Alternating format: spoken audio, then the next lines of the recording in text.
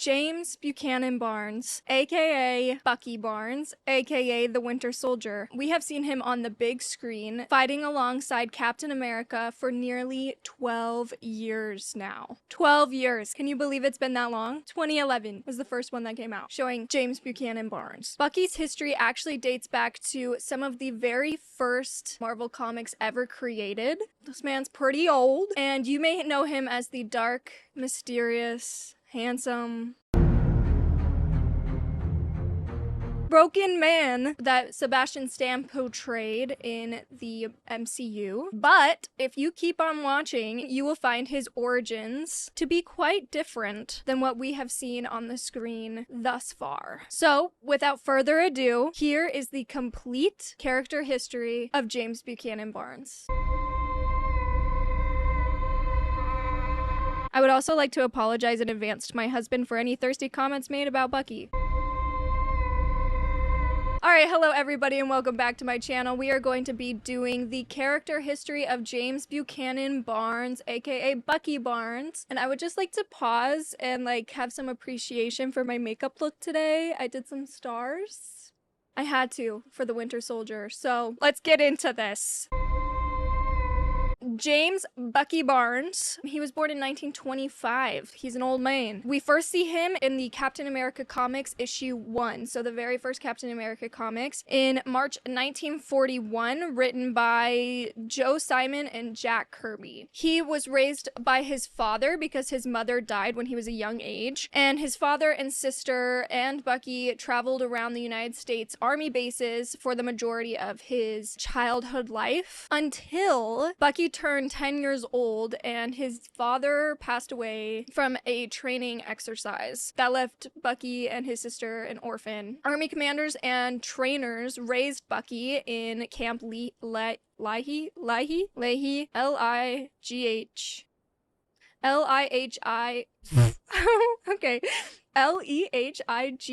Leahy. He got into a lot of trouble. He was kind of a troublemaker, if you will. But his skills in getting himself into trouble made the commanders see him as good potential. So they shipped him off to Europe before the US entered World War II. And from there, he trained with the same people that trained Captain America post Super Soldier Serum. So y'all might be wondering, but in the movies, Bucky and Captain America are the same age. And you're right, they are in the movies. But in the comics, Bucky is much, much younger than Captain America, Steve Rogers. And he was pretty much seen as the Robin in Batman and Robin. The young sidekick, if you will. Bucky met Captain America, and he was a super big fan of him. So much so that he snuck into Captain America's tent and discovered that his secret identity was Steve Rogers. And that's kind of weird. Why did he sneak into his tent? And you did it before we entered World War II. Because he was so embarrassed that he saw the secret identity, he swore to a vow of secrecy. And he became the perfect sidekick to Captain America. And because of his smaller stature and more lethal training, he was given a lot of the dirtier jobs. He was literally a child soldier. And the government was yeah, send him in to kill and assassinate all these bad guys. Alright. I mean, that's pretty f***ed up. Okay, so American news sources and propaganda magazines and all that kind of stuff saw Bucky as the perfect face to get American youth invested in World War II, which I actually really love that Jack Kirby and Joe Simon put that into there, and they always do stuff with American media and propaganda and all that kind of stuff, because that is definitely something that Americans would do with any war. Propaganda is such a big thing in our history, and I just think that that is just the perfect detail, right? If we were to put ourselves in this whole thing and there was a Captain America, you know that they would put him on blast, and then if they found a kid that was helping him, they would be let's get all these kids interested in the war, and then we'll use Bucky as the face of it, because all these teenage girls will love him, the teenage guys will want to be him. It's so stupid. Anyway, Go America, right? They fought a lot together. They even fought alongside Nick Fury and the Howling Commandos, but Bucky eventually started his own team, including Namor. Yeah, like Namor from Black Panther, the Human Torch, and Toro, and they called themselves the Young Invaders, and then later the Young Allies, and they kicked butt, and they even saved the Howling Commandos a couple of times, and it was pretty cool. Although he was on all these teams, he was given a lot of solo missions that were dark. Like, they were literally like, have this kid go and do some dirty shit so that we can save Captain America's image, because Captain America cannot have his image tarnished by like being a vigilante, but we can have this kid do it. So let's just do that. But anyway, because of these missions, Bucky made a lot of enemies, including Hitler, the Red Skull, and even Baron Zemo. Like, yes, that Baron Zemo. If you want a history on him, let me know, because I'd be glad to provide that. Bucky was on a private mission when he got caught by Baron Zemo, and he was tortured in front of Captain America, and then later he was strapped to a rocket with Captain America, and Captain America was going to like try to disarm the rocket, but then he saw that they would be out of time and they wouldn't be able to disarm it and escape, so they just decided to escape. And he was like, Bucky, get off of there, jump! And Bucky tried to jump, but his left arm sleeve got caught in the missile. It blew up. And Captain America went into the ICC where he wasn't touched for a while. Nobody found him, like in the movies. Bucky was presumed to be dead, blown up by the rocket, which I honestly think would be a cooler story if they would have put that into the movies. Like him just like falling off of a train and into the mountains. Like, I don't know. I feel like it would have been better if he went all the way with Cap. Like, we're gonna do this together. We're gonna disarm these bombs that are heading to the United States together. Like, we are going to stop this together, and then they both end up in the ice. Like, I think that would make a lot more sense. But, like, maybe something went wrong, and Bucky would, like, went into the ice before, and Cap was like, he's dead! And then we find out later he's not. I don't know. The train just seemed, like, a little weird. Like, a little premature. I don't know. Whatever. Anyway, so his sleeve got caught in the missile. His arm was the only thing that was missing. It got blown up, obviously, but he was still left unconscious and sinking to the bottom of the ICC. He was saved, however, by General Vasily Karpov. General Vasily Karpov. We drink vodka here. General Vasily Karpov. Okay, whatever. I don't even fucking know, okay? Although he was brought back to life, he suffered severe head trauma. So sad. The only memories that he had left were those of his combat training. So he was really good at like fighting still, but he didn't remember anything of his past life. And that is when we get the Winter Soldier. So the Russian generals, they gave Bucky his notorious robotic arm, and they also implanted his mind and manipulated him, turning him into the perfect killing machine. And this is also where we get a new, older, grown-up drawings of Bucky Barnes. We don't get that like little kid anymore. We got this like man, and he looks a lot like Sebastian Stan. So they actually did a really good like matchup there. They did a good job. That's all I'll say about that. And that's all I have to say about that. He was a trainer for the Russian super soldiers. Also, he didn't have any super soldier serum at all. He was just really good at combat training, and he was really good with weapons and guns and stuff, and he was just the elite human physique. He would train all the super soldiers to fight like him because he was a badass motherfucker. Something that was also freaking awesome that I found out was that he was involved in creating the Red Room, and he trained Natasha Romanoff. He was her personal trainer. He would even sneak into her sleeping quarters at night, do some R-rated things with her. Lucky. I'm guessing on those R-rated things, it didn't ever show that in the comics, but I'm guessing that it's alluding to that, right? Right? She was promised to Alexei Shostakov, but she loved Bucky as well. So their love was mutual. Maybe we'll see like a little something in the new Thunderbolts with Bucky and Yelena, because she's like Black Widow now, right? And they were in love in the comics, so they should be in love now. Also, what is super cool is like that one scene in Civil War when she's like, you could have at least recognized me, and he's like choking her out and stuff. I think that was supposed to like allude to the fact that he like trained her. They should do more about that, because that's honestly such a cool fact. He loved Nat so much that he started becoming unstable and he had like cracks in his programming. And you know what? That's what powerful pussy will do to a man. The Russians were like, you like that WAP too much, so we're gonna put you in cryo sleep between missions. So, and that's what gave him his youthful complexion. It stopped him from aging, but it wasn't the serum at all because he didn't have the serum. So let's talk about now Bucky the assassin. He was the second gunman who assassinated JFK. So Lee Harvey Oswald and Bucky Barnes did a team-up mission. Too soon.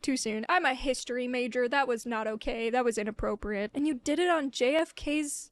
yikes. Okay, 1966, Bucky was sent to assassinate the creators of the alchemy formula, and the alchemy formula is basically the same thing as the super soldier... the super soldier serum. He killed them all. In 1983, he was Vasily Karpov's bodyguard until he was put into cryo sleep for the very last time. Because Karpov put him in a storage unit and then the USSR fell and then like everybody forgot about him and nobody went back to save him. So that's fun. But not for long! Because a man named Lukin freed Bucky, and he told him that there was this plan to defeat the Red Skull, because the Red Skull had devised this plan using a cosmic cube to, like, take over the universe and all that kind of stuff. What we later found out is that this isn't important at all, but we find out that Lukin is actually the Red Skull. Bucky bombed Philadelphia in order to try to capture the Red Skull and capture the cosmic cube. That is also when we see Captain America, Nick Fury, Falcon, and that bitch Sharon Carter. We see them and they're like, who is this mysterious man? And there's this one scene where Captain America and the Winter Soldier are fighting and he's like, Bucky? And he's like, who the hell is Bucky? It was literally line for line like what we see in Winter Soldier, which is so cool. We love it when Marvel uses the source material. You know what I'm saying? Anyway, they realize that that is Bucky Barnes, and they're like, we gotta stop him. He's a menace. Spider-Man is a menace. Captain America intercepted the plan, and he got to the Cosmic Cube first. He used the powers of the Cosmic Cube to bring back Bucky's memories. The good, the bad, the ugly, everything, so that Bucky could remember everything. And that's just really sad, because now Bucky, he knows what he did wrong, and he knows that he's a good person inside. Anyway, Bucky destroyed the cube, and it like burst into a bunch of different fragments, and that will definitely not come into play later, so just take it out of your mind now. We're not gonna be talking about the Cosmic Cube ever again. The original Sokovia Accords that we know from the MCU, they were actually called the Superhuman Registration Act. And the government had all the control over the superhumans. And some people, like Tony Stark, really liked the act, just like he does in the MCU, but Captain America hated the act. They became really, really close to starting a civil war between the heroes. And again, we just love it when the MCU follows the source material. Okay, it might not be 100%, but it's there, and it's exciting to learn. Civil War ends up breaking out, and at the peak of the Civil War, Captain America was winning. He was doing really, really well. And then, all of a sudden, he loses like one fight, and he was like, all right, I give up, you win. Like, bro really just said, nah, thrown in the towel, because he lost one time. He was like, take me away, I give up. And he surrenders, and he has to go to court, and he has to face trial. And as he's walking up to court, boom! He gets shot by a sniper named Crossbones. They were like, oh, but that shot didn't kill him. He's fine. Until, boom! A second shot happens, and who is it? That bitch, Sharon Carter. I told you I never fucking liked that bitch. She needs to leave. I hate her. I don't like her in the MCU, so she needs to leave. You need to leave! She was being controlled by some Russian dude, but, like, still, we fucking hate that bitch, so... And you did it on my court day. Bucky and his buddy, the Falcon, took out Crossbones, but Captain America is dead. He's gone. He's 6 feet under, bruh. The public eye didn't trust Bucky. They were like, we don't know who you are. You're just some, like, random dude. So he was kind of exiled a little bit, and he was forced to mourn the loss of his best friend all alone until Bucky realized that all of Cap's stuff, his shield, his uniform, all that stuff, was going to be either given to somebody that he didn't like, or it was going to go into like some stupid museum. Missouri, into a museum. And so he was like, no, I don't trust you guys, specifically you, bitch ass Tony Stark, because you're the head of S.H.I.E.L.D. right now, and I don't trust S.H.I.E.L.D., and I don't trust you and your stupid little goatee. So he breaks into a helicarrier that was holding Cap's shield, and he takes it. And it was basically the same thing where he's like, we're gonna take the shield. And then Sam's like, we're gonna take the shield. And he was like, yeah, bitch, we're taking that shield. It was kind of like that. Not really, but sort of. Now we have Bucky becoming Captain America.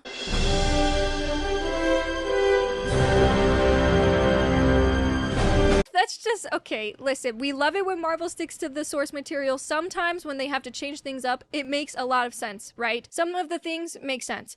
But I just think it would have been way cooler if we saw Bucky Barnes as Captain America first and then Sam, because Sam ends up becoming Captain America in the comics as well, so like that's cool. I don't know, just seeing him in like the full Captain America outfit with like his arm out, like that would be freaking sexy as Okay, he didn't want to be Captain America initially, but he found a letter written by Steve Rogers saying that if anything were to happen to him, he would trust Bucky Barnes to be the next Captain America and he should get the shield. And he was like, that's touching. I will do it. I will avenge your death. He fucking did. He took the shield. And then he was like, oh, I need a costume. And then Tony Stark was like, yeah, you fucking hated me? Well, look, I got you a new fucking suit, bitch. This is a hobo suit, darling. You can't be seen in this. I won't allow it. You need a new suit. Don't much A new suit? And he built him a suit, so that's kind of cute. A little bit of friends. And he took the suit and he was like the lone Captain America, working alone. I don't have no friends. I work alone. But then eventually he did start his own New Avengers, teaming up with Namor again. Namor just keeps popping up. And just the MCU really kind of flopped him as a character. Like, also Falcon was in there as well. And that bitch ass Sharon Carter again. Keep bringing that bitch back. Their first mission, stop the Red Skull once and for all. While he was on those missions, Bucky was finally recognized by the US government. So we love the progress. We love him. I would die for this man. We also get a couple of shots of him finding Natasha again, and he falls in love with her again, and he gets her out of the Red Room, and she's like, I love you too. So again, maybe they'll do that with Yelena. Because I just want to see Bucky find love, okay? So pick me. Choose me.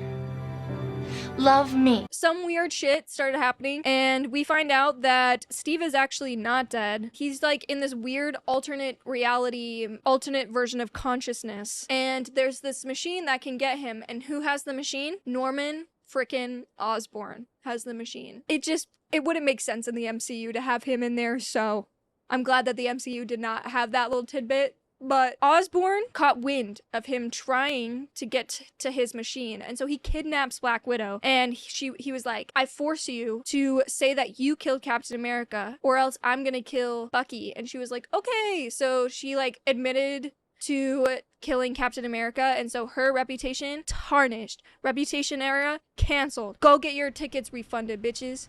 You ain't seeing Taylor Swift today. Bucky was like, oh no, you have my girlfriend. So he was like, what do I have to do? And then he gets captured by the Thunderbolts, and the Thunderbolts are the bad Avengers. He was like, oh, okay, I'll do your bidding so that I could get my girl back. And I'm just saying, like, no pussy's that good. You know, like, you gotta be a bad guy to get that woman. Whatever. He's in love. I'll let him have it.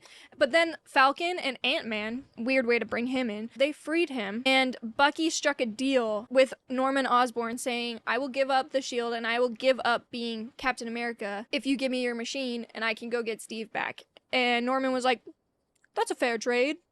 And then they get Captain America back, and he was like revived, and he was like, you're doing great, sweetie. And he gave him his permission to keep being Captain America. So he was like, not Captain America for like 2 hours, and then he was Captain America again. So Steve, he ends up being the head of S.H.I.E.L.D. But then there's this one comic where there's two Captain Americas, Steve Rogers and Bucky Barnes, and they fight to stop Norman Osborn from taking over the universe and getting absolute power in Asgard, of all places. These comics are freaking crazy, I must say. Like, they're so random, but like, I guess if we were to like deep dive and piece together all of the movies are also sort of random. Specifically Phase 4. Don't let me get started on that rant, because I won't do it, but I will. Eventually, got a little bit of a time jump here, eventually, the Superhuman Registration Act was abolished, and Bucky was the leader of the New Avengers, and their first fight, go to the future and fight Ultron.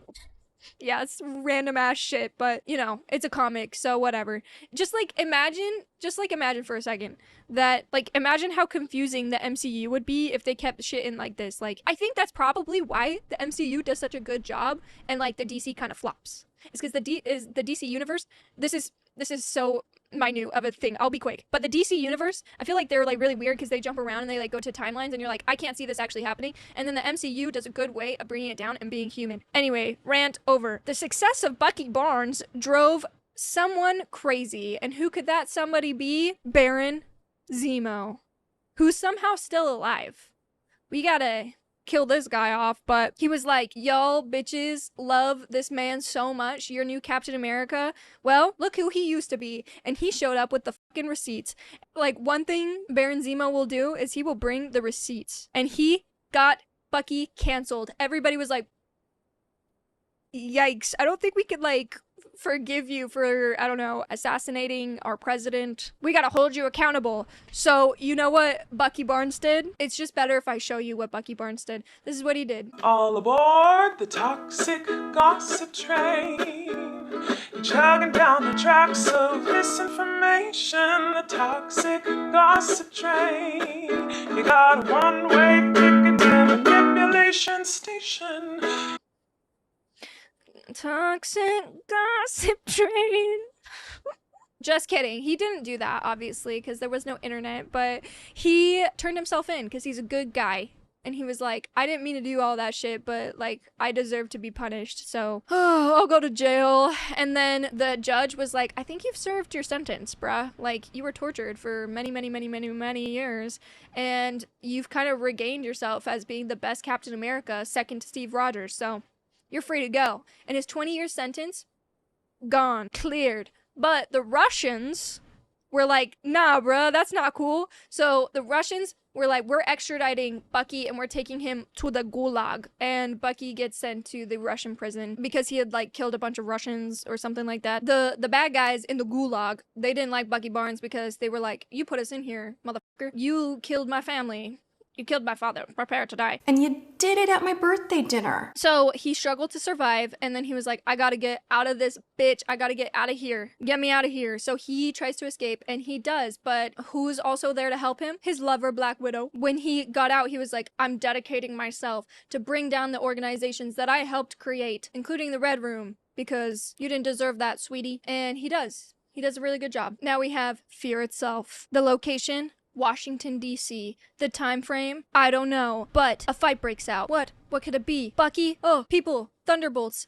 The bad Avengers. The dark Avengers. They're fighting. They're attacking. What happens? Bucky almost dies. He almost dies in this fight in Washington, D.C. He gets rushed to Nick Fury. And Nick Fury's like, I got the solution. Nick Fury's not British, but whatever. And he injects Bucky with his last vial of the Infinity Serum. And if you don't know what the Infinity Serum is, check out my Nick Fury history video because I explain all about that. Shameless plug. So he gets regenerated into the perfect human condition. But everybody was like, everybody's out to get you, Bucky. The people hate you. The Russians hate you. We have to pretend that you're dead. And so they bury a fake Bucky Barnes. He went underground and he returned as the Winter Soldier. But this time, good.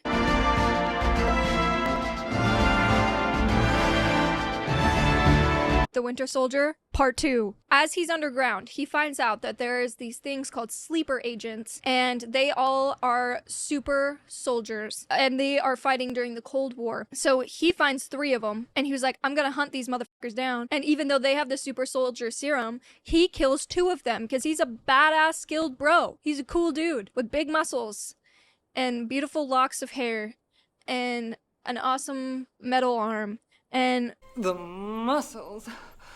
He still doesn't have any powers other than the Infinity Serum, so he's just like really cool. But the third person, he escapes. The 2, dead. His name is Leo Novikov, and he kidnaps Black Widow because he hates Bucky so much, and he's like, I'm gonna kill your girlfriend.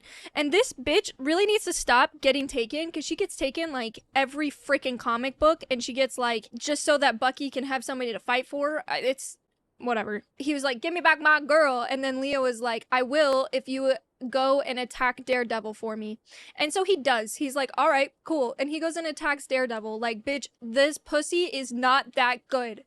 Why you attacking heroes for no freaking reason. Wolverine comes into the story. Hawkeye comes into the story because Hawkeye is also in love with Nat.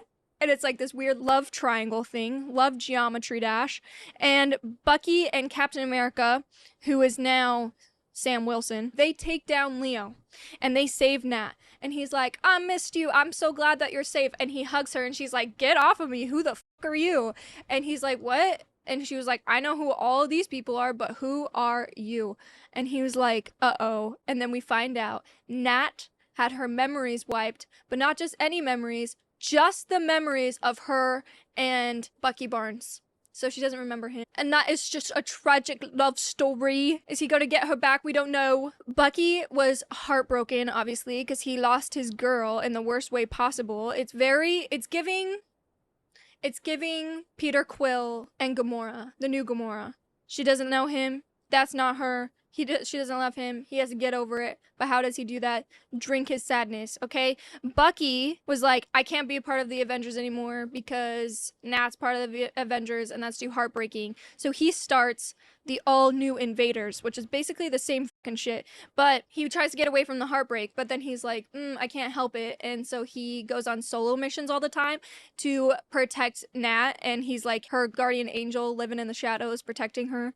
And I just like don't know how that's supposed to help him move on, you know? Like he could have easily called me and I would have been there for him, but here we are. And then that leads to The Original Sin. The Original Sin is a comic book where Nick Fury is the man on the wall. And the man on the wall is a person that defends Earth from otherworldly threats at any cost possible. So like if he's got to kill a bunch of people, he's got to kill a bunch of people. It's basically the Nick Fury that we have right now, right? He calls up a bunch of heroes and he gets them together to investigate the death of the Watcher. Like from What If? The Watcher. He's dead. And they're like, who killed him? So Bucky, Gamora, and Moon Knight, super weird trio, but whatever, we make it work, are asked to also investigate Fury and like the things that he had done as the man on the wall.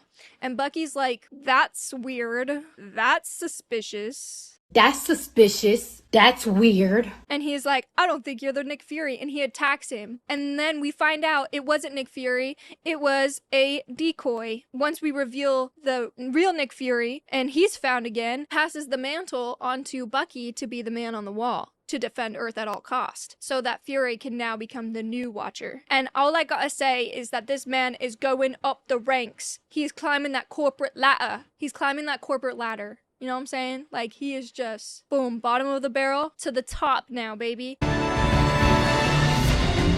And his first mission, the Kobik Initiative. Boom, boom, boom. The first mission involved this lady called Daisy Jones of the Dimsdale Dimmadome. Daisy Jones. If you don't know who she is, she's in Agents of S.H.I.E.L.D. She's also in this other Avengers TV show, and she's kind of like a weird side character. But anyway, maybe they'll bring her back. She's kind of cool. But she like has this like earthquake. This isn't her history, so we're gonna move on. And their job is to infiltrate Pleasant Hill, which is a super villain prison, in order to find fragments of the Cosmic Cube. You didn't think that that was gonna come up ever again, did ya? Well, it did, and here it is. Look at us.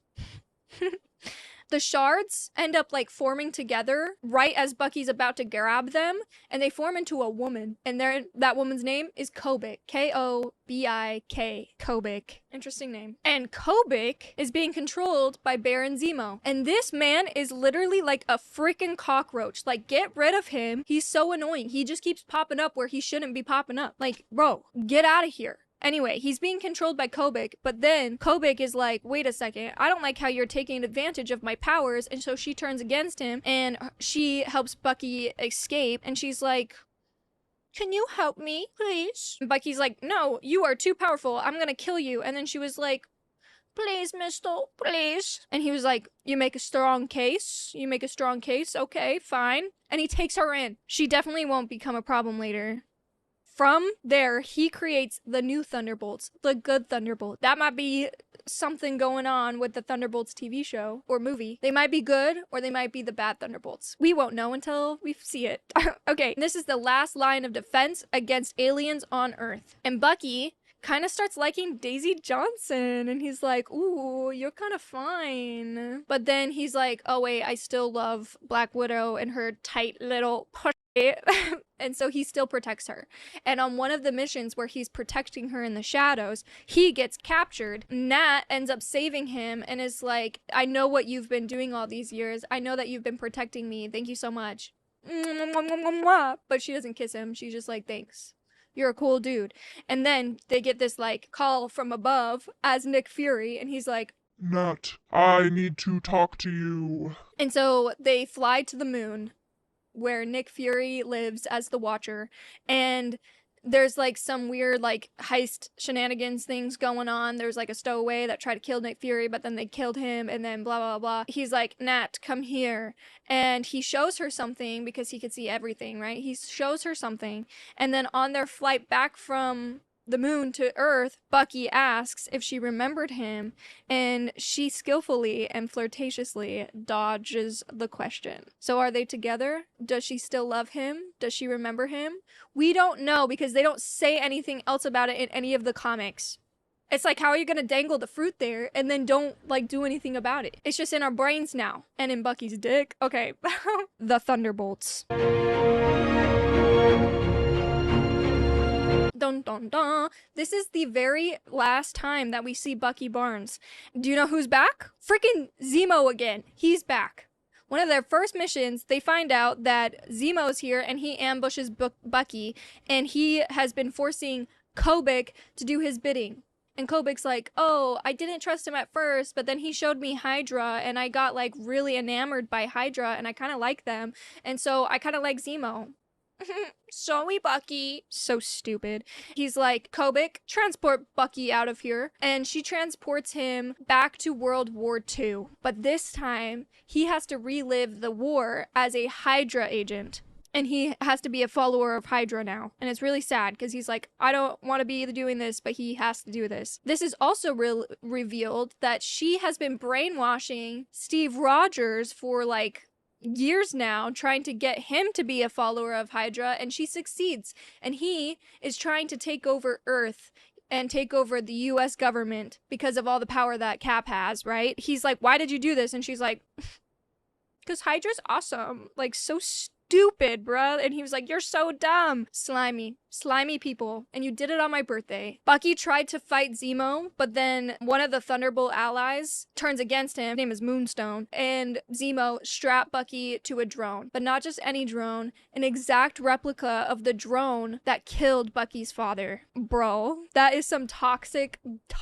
behavior right there. He didn't have to do that. He just went one step further because he's a slimy cockroach man. Also, his last, right before the drone was shot out of the sky, he shows him a holographic message of Captain America saying, I'm so sorry, Bucky, but we have to do this because it is my mission to take over the US government, and if you're here, I won't be able to do that. Wild, wild, wild, wild. They shoot the drone off, and just as Bucky's fate was sealed, my man's Namor saves him. And he's like, you're a cool dude, Bucky. I love you. We've had some sexual tension for like years and years and years. No, I'm just kidding. But he's like, oh, I like you a lot. Will you be my advisor in the ocean? I don't know where. And so Bucky is the advisor to Namor. And then eventually he joins the all-American superheroes. And that is the end of his story. Until we see him in the MCU, of course. That sexy body, those dark, mysterious eyes. That long, luscious. Okay, I'm done. But yeah, that is Bucky's complete history. And that was like the last time that we see him. It's pretty awesome. Traits are really cool as well. Like, he's peak human performance. He's really smart with weapons and knives and guns and stuff. He can outbeat a lot of people. He almost killed Wolverine. He pretty much took down Daredevil really easily. He took down the Punisher extremely easily. He's fought Captain America multiple times. He's just kind of a badass, if you ask me. And I can't wait to see him in action once again in the Thunderbolts movie. And I hope they do him justice, because so far they've been doing a really good job with him as a character. So hopefully they just like keep making him better and better and better. And we get to see maybe a little bit of love between him and Yelena, because that would be awesome. So I'm really excited to see what comes next, and hopefully Thunderbolts is good and doesn't resemble anything that Phase 4 has been put out recently. So yeah. Anyway, so that is all. So thank you so much for watching. I really appreciate it. I love doing these history videos. It's my second one, so, you know, I haven't gotten tired of it. If you would like to see another character, leave them down in the comment section down below. I want to do Namor next. I know, Poppy, yes, I'm calling you out directly. This is kind of weird, but you want Squirrel Girl, I'll do that. I'll do some like weird obscure characters as well. But if anybody else has any other suggestions, leave them down in the comment section down below. And give me a little like and a subscribe if you want, because that's why I'm here. To, you know, talk to you guys, and I want more people to talk to. So I'm also trying to get to 1,000 subscribers. So help a girl out. Anyway, thank you so much. It's always really fun. It's a good pleasure. Have fun. Go drink some water, touch some grass, and I'll see you next time. Bye.